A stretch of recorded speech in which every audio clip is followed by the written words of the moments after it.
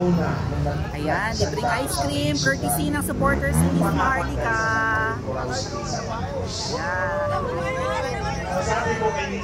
Hello. Sinagot ko yung pang-apat. Galing po sa supporters ni Miss Maharlika. Ayan. Alright. Ngayon nandito po ito sa... Ito po ay dito sa may kaliwang banda.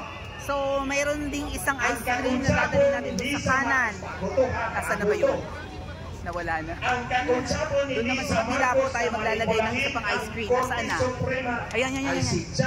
Ito na pala, isa pa. Yung executive secretary ni Marcos. Ngayon ko pa lang yan pinangalanan. Malapit na tayo dyan. Libreng ice cream galing kay Miss Maharlika at sa supporters. Ang Chief Justice ng Korte Suprema, si Lisa Marcos ang lalo bukas anniversary ng Kingdom. Para manipulahin ang desisyon ng Korte Suprema at paupuin si Marcos bilang Vice President doon sa protesta niya. Sige, pangalawang nandito kami lahat. Mas marami. Bisitahin yan at malalaman yan ang buong Maraming tao sa Davao para sa celebration. Yes. Uy, may mga dumating nga po ng mga international pa yan.